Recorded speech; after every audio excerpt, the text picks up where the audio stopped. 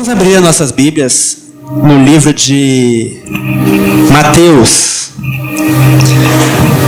Mateus, capítulo 11.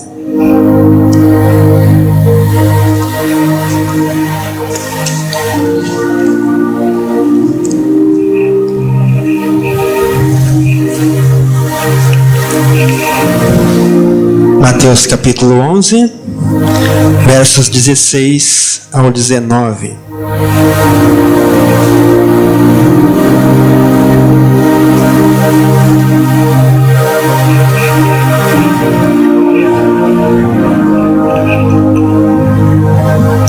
Mateus 11,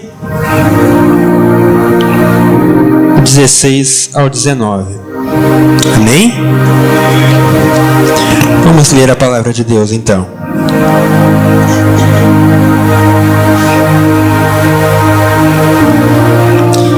Mas a quem hei de comparar essa geração?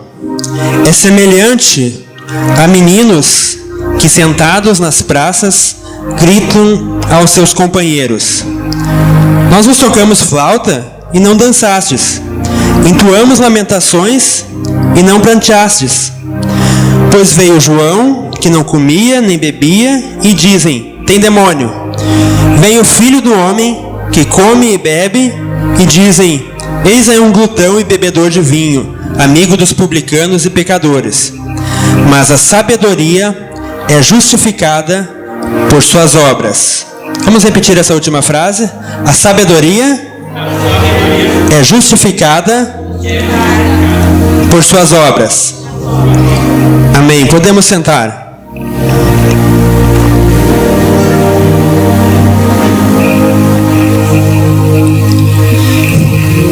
Eu quero começar a mensagem de hoje lendo uma notícia que talvez alguns devem ter visto essa semana. Eu coloquei ela lá no meu canal no YouTube. E a manchete diz assim, olha: igreja de 221 anos fechou as portas por falta de membros nos Estados Unidos. A primeira igreja presbiteriana de Bellefonte, na Pensilvânia, foi inaugurada em 1800 e teve seu último culto na véspera de Natal. Uma igreja de 221 anos. A continuação dessa reportagem diz que uma pesquisa foi feita nos Estados Unidos e foi descoberto que fecham de 6.000 a 10.000 igrejas por ano nos Estados Unidos. Isso se tornou bastante comum, infelizmente, na Europa, como a gente está vendo aqui nos Estados Unidos, e não é um problema ainda tão grave no Brasil.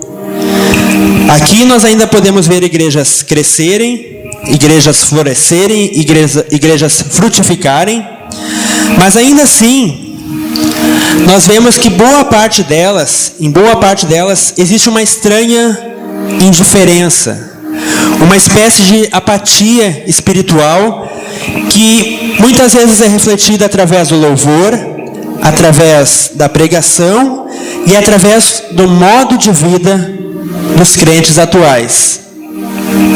Eu quero ler com vocês qual que é a definição que o dicionário da língua portuguesa dá para a palavra apatia, para a gente ver o quanto que ela é grave.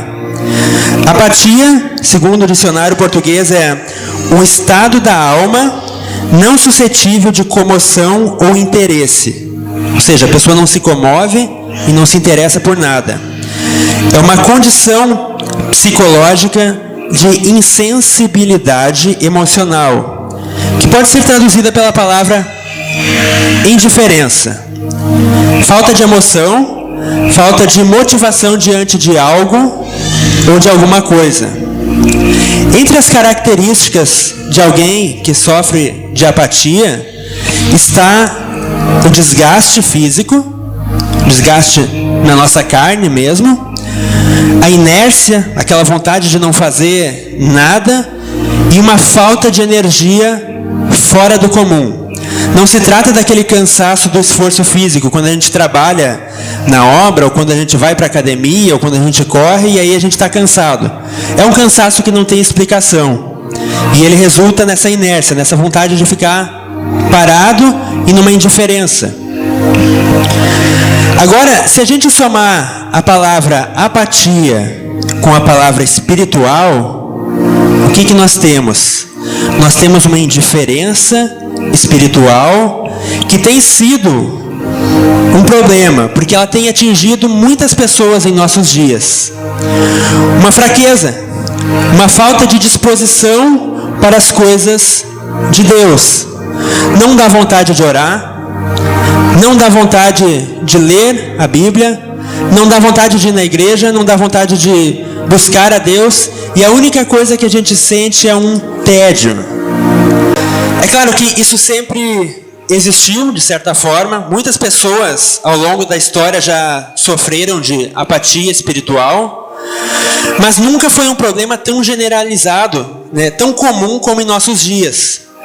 Igrejas e sociedades inteiras, que antes eram consideradas cristãs, antes eram fortes, antes eram vigorosas, agora sofrem de uma espécie de preguiça espiritual, fruto do pós-modernismo, da época que a gente vive. E aqui no texto que a gente leu, nós vemos Jesus fazendo uma comparação muito curiosa. Ao ler o versículo 16, ele diz: quem que eu vou comparar essa geração? Ela é semelhante a meninos, algumas versões dizem crianças, que estão brincando nas praças. Essas crianças têm flautas e elas propõem uma brincadeira para outras crianças.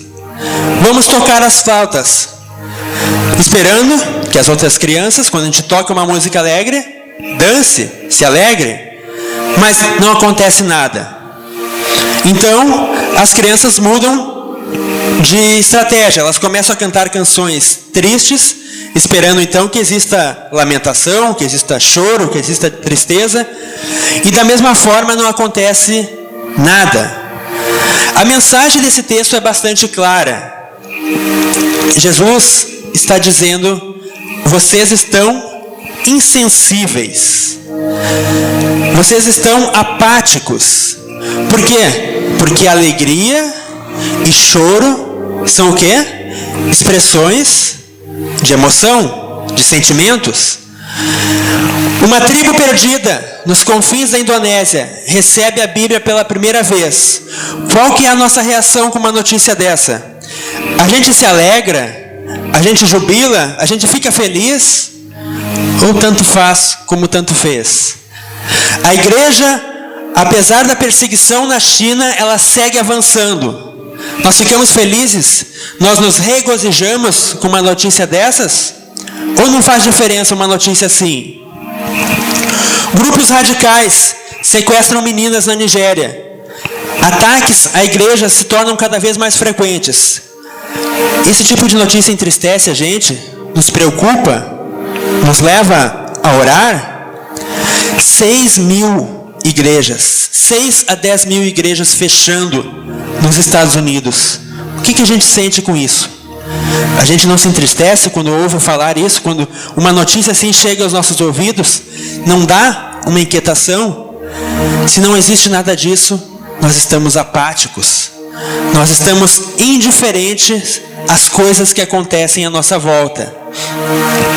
E Jesus vai mais longe. Ele diz assim no versículo 18: veio João Batista, que não comia nem bebia.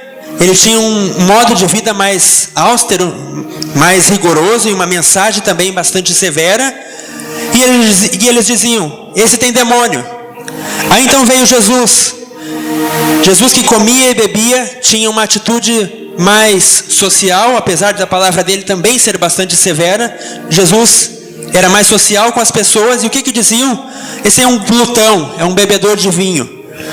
O que Jesus está dizendo? Vocês nunca estão satisfeitos com nada? Quando nós observamos isso no sentido espiritual, o que a gente observa? Nós vemos que existem pessoas que estão vivendo a sua fé de maneira indiferente, sem graça, sem nenhuma intensidade. Estão vivendo a sua fé sem nenhum fervor, sem nenhuma empolgação. Não existe mais brilho. E eu não quero viver dessa forma. E eu acredito que ninguém aqui quer, não é verdade? Nós queremos o fogo do Espírito Santo. Nós queremos arder. E nós queremos fazer a obra dele. Então, eu separei aqui desse texto 3 motivos que nos levam a pensar quais são as causas da apatia espiritual. Porque nós conhecendo, o motivo, nós vamos saber como fazer para não cair nesses erros. E o primeiro motivo que pode nos levar à apatia espiritual está lá em 1 Coríntios, capítulo 11, versículo 27. Quem puder abrir, abre. Quem não puder, não tem problema. 1 Coríntios, capítulo 11, versículo 27 ao 30.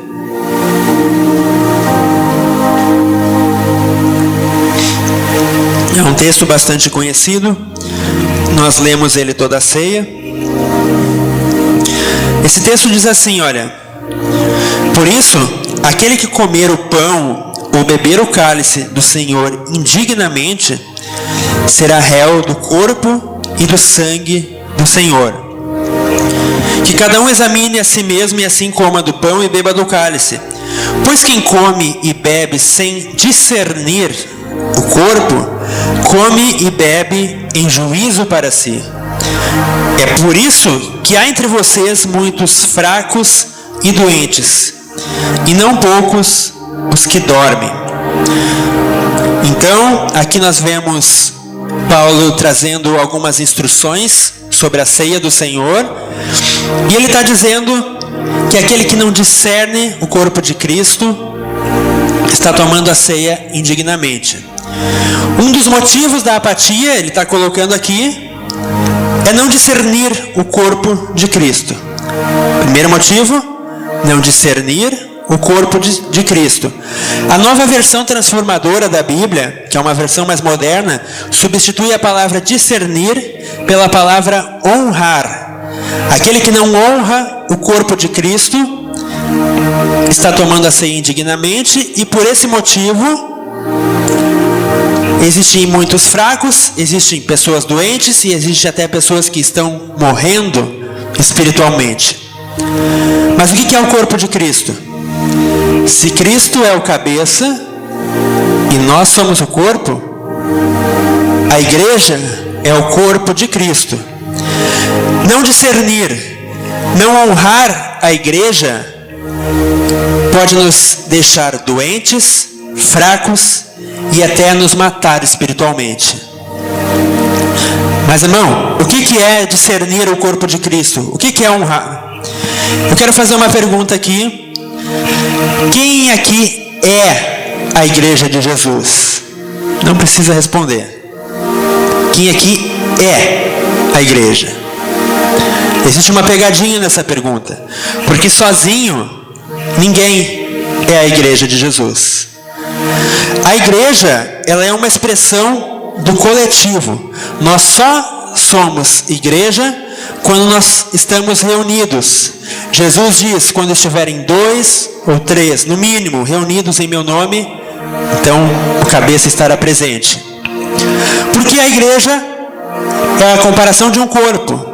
Um corpo, ele é formado por ossos, por órgãos, por juntas, por ligamentos. E alguém aqui já viu um órgão andando sozinho na rua? Existe, claro, aquele filme lá da Pixar, né? Como é que é o nome daquele filme? Companhia dos Monstros? Monstros S.A., sei lá. Que tem um olho gigante que anda sozinho. Ou então, na família Addams, que tem uma mãozinha que também anda sozinha. Mas fora do cinema isso não existe. Um corpo só pode andar junto. Um órgão, ele não sobrevive sozinho. E nós vemos que a igreja é uma assembleia, ela é uma expressão do coletivo. E um dos falsos ensinos que se tornou muito popular em nossa época, nos dias que vivemos, é que as pessoas acham que sozinhas elas são a igreja. E aqui mora um grande perigo. Por quê? Porque se eu sou a igreja, eu não preciso mais ir à igreja. Se eu sou a igreja, eu não preciso mais da comunhão dos meus irmãos. Se eu sou a igreja, eu posso ficar em casa, eu posso fazer o meu próprio culto, eu posso fazer a adoração a Deus do meu jeito, eu. Anos atrás, eu ouvi um jovem aqui na igreja, mas isso faz muito tempo, esse jovem, nunca mais ouvi ele. Ele disse que uma pessoa precisava de uma igreja tanto quanto um peixe precisa de uma bicicleta. Nas palavras dele, ele está dizendo que a gente não precisa de igreja para conhecer e para crer em Deus. Tolo. Esse tipo de pensamento te mata espiritualmente. Nós só podemos ser a igreja se nós estamos na videira. Jesus diz em João 15: eu sou a videira e vocês os ramos. Os ramos precisam estar ligados na fonte, eles precisam estar ligados no tronco, na videira, para que eles possam frutificar. Às vezes Jesus nos poda para que a gente frutifique mais ainda, como diz essa palavra de João, mas um galho cortado, ele murcha e ele morre, não é verdade? E o destino dos galhos secos é o fogo. Então, esse é o primeiro motivo que tem levado as pessoas à apatia espiritual. Elas não entendem que elas só são igreja quando estão juntas, quando nós estamos em comunhão, quando nós estamos adorando a Deus juntos. O segundo motivo é o conceito equivocado de nós mesmos. Lá em Apocalipse capítulo 3, nós vemos Jesus enviando através do apóstolo João mensagens às 7 igrejas da Ásia Menor. As palavras de Jesus, para a maioria daquelas igrejas, eram compostas de elogios e de repreensões. 2 igrejas não receberam nenhuma repreensão: a igreja de Filadélfia e a igreja de Esmirna. E tem uma igreja ali que não recebeu nenhum elogio, que é a igreja de Laodiceia. Eu quero ler com vocês, está lá em Apocalipse capítulo 3, no versículo 14.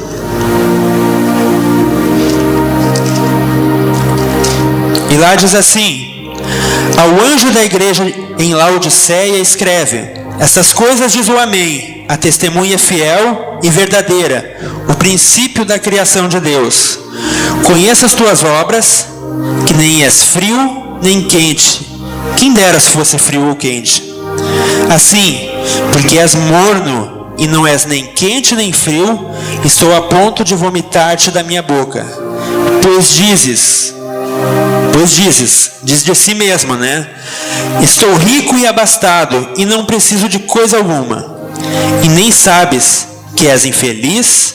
Sim, miserável, pobre, cego e nu. Uma coisa interessante que a gente nota nas palavras de Jesus para essa igreja: ele não faz nenhuma repreensão sobre escândalos nessa igreja. Não existe escândalos na igreja. A igreja está toda certinha nesse ponto.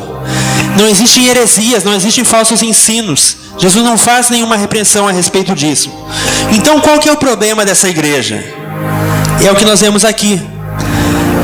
A cidade de Laodiceia era uma cidade muito rica e, consequentemente, a igreja que foi plantada naquela cidade também era uma igreja rica. Nós vemos aqui uma igreja inteira com um conceito elevado demais dela mesma, de si própria.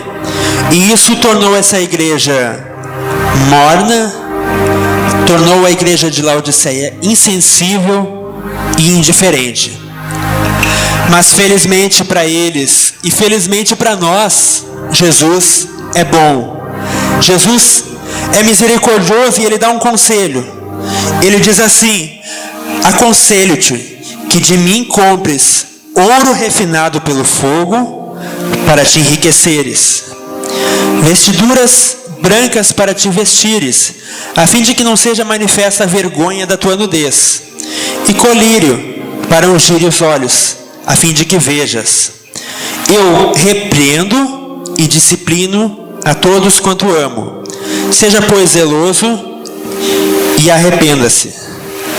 Olha só que incrível, que maravilhoso. Jesus não está dizendo que não ama mais aquela igreja. Muito pelo contrário. Ele diz assim: eu repreendo e disciplino aqueles que amo. Seja zeloso e se arrependa.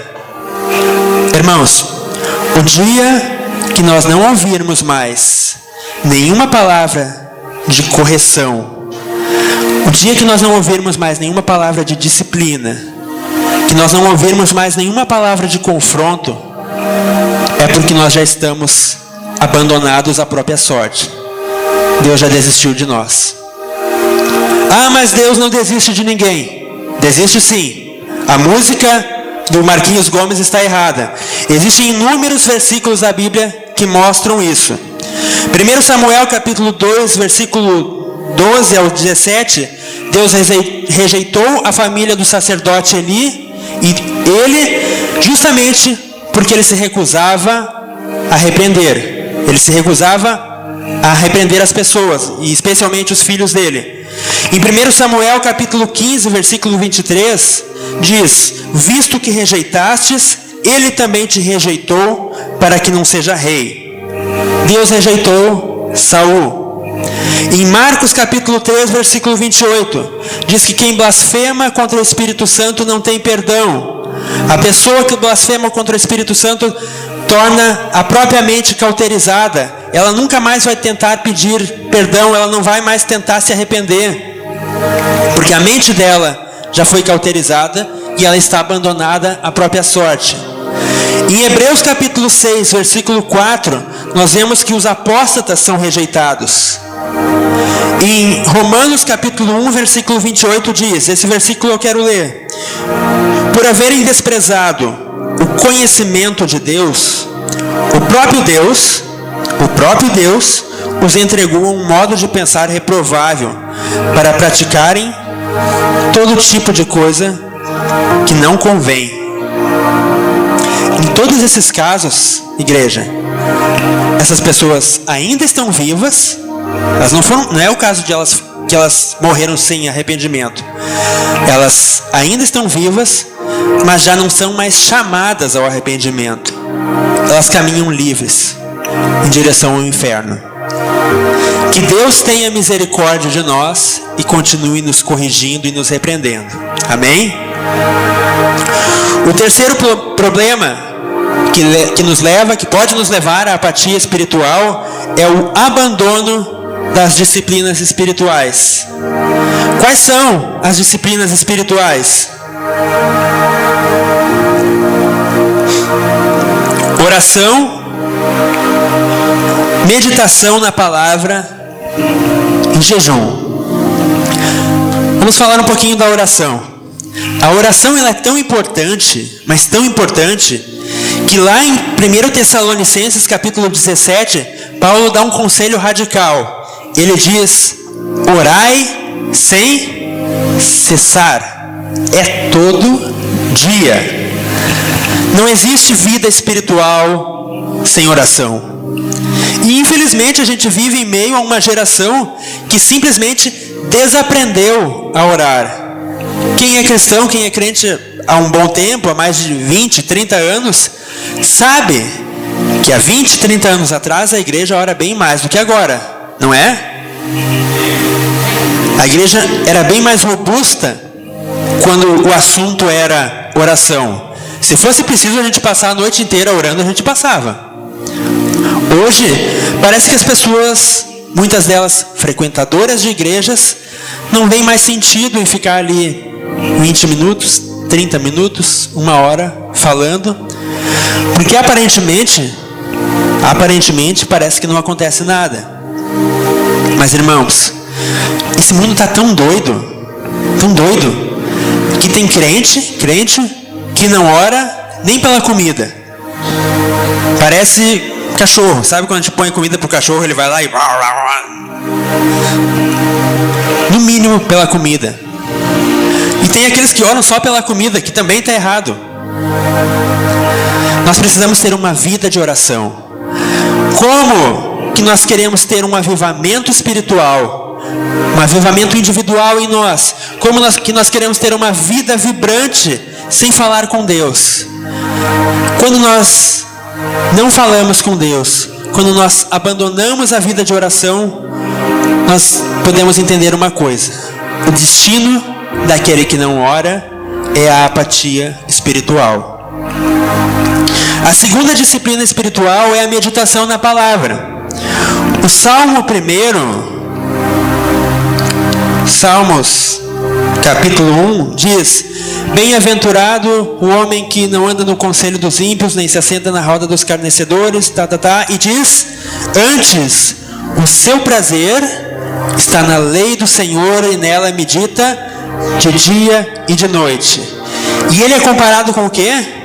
Com uma árvore plantada junto às águas, junto aos ribeiros. Uma árvore plantada junto aos ribeiros tem as folhagens, as folhas vistosas, as folhas verdinhas. Ela dá o fruto certo no devido tempo. É uma árvore robusta. Uma árvore distante das águas é uma árvore seca, é uma árvore murcha e é uma árvore que corre o risco de morrer. E é exatamente assim que muitos crentes têm se sentido em nossos dias: murchos, secos, sem nenhum vigor, sem força para orar, indiferentes e apáticos, indiferentes à missão que Deus tem nos dado como igreja. A árvore do Salmo 1, está plantada junto às águas, ou seja, ela recebe água fresca todo dia, e a nossa meditação tem que ser diária. Eu sempre bato nessa tecla. Enquanto eu estiver aqui, eu vou falar sobre isso. Enquanto o pastor me der a oportunidade de pregar, eu vou bater nessa tecla, eu vou martelar. Nós precisamos abrir a Bíblia dentro da nossa casa. A Bíblia precisa ser aberta e precisa ser lida, precisa ser estudada, precisa ser meditada dentro do nosso lar. Só assim nós teremos famílias fortes. E se nós tivermos famílias fortes, nós teremos uma igreja forte. Quantos estão entendendo? Amém? Isso é muito importante. A Bíblia precisa ser aberta, porque assim nós seremos, recapitulando o Salmo 1, como uma árvore plantada junto às águas. A terceira disciplina espiritual é o jejum. Quem tem jejuado? Amém. Alguns têm jejuado.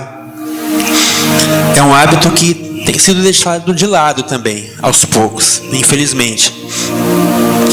Eu lembro que alguns anos atrás a gente vinha para cá de manhã, domingo de manhã, e jejuava até o meio-dia. E o jejum ele é tão importante que o profeta Joel diz: ainda assim, agora mesmo, diz o Senhor, convertam-se a mim de todo o coração. Com o quê? Com jejum, com choro e com pranto. Em outras palavras, Joel está dizendo: não sejam como aqueles meninos nas praças. Chorem, lamentem, se importem, não sejam indiferentes. Ele está dizendo aqui. E a continuação diz: rasguem o coração e não as suas roupas, porque Ele é bondoso, Ele é compassivo, Ele é tardio em irar-se e grande em misericórdia, e muda de ideia quanto ao mal que havia anunciado. Quem quiser ler depois é Joel capítulo 2, versículo 12 e 13. No final do ano de 2019, um grande mal sobreveio ao mundo. E esse mal ainda não foi embora. Tem gente morrendo. Existe uma opressão no mundo cada vez maior. E essa opressão é uma opressão espiritual. Mas a igreja mal tem orado, mal tem lido a palavra e mal tem jejuado. Esquece que existem castas de demônios que só saem através do jejum e da oração. Só assim. Então nós precisamos orar. Nós precisamos ler e meditar a palavra. Arranje um irmão para ler junto. Isso é muito bom. Quem é casado pode fazer isso. Quem não é, procura filho, amigo, companheiro, enfim, para ler a palavra e meditar junto. É assim que eu e a minha esposa temos crescido espiritualmente. Lá em casa, a Bíblia é aberta todo dia. Então, irmãos, agora que a gente sabe quais são os motivos que nos levam à apatia espiritual, o que a gente vai fazer? O que a gente vai fazer? Jesus nos faz, não eu, Jesus nos faz advertências, muito sérias, sérias demais para serem ignoradas. Que o Espírito Santo, que é aquele que nos ensina todas as coisas, possa nos dar graça, possa nos dar sabedoria para que a gente siga em frente até o fim dessa corrida. Amém? Vamos nos colocar de pé. Eu já vou passar para o pastor Jorge, mas antes eu quero ainda fazer uma oração. Feche os seus olhos, baixa a tua cabeça só por um minuto. Pai Celestial, nós queremos te agradecer, Deus, pela tua palavra, pela tua santa e bendita palavra, Pai.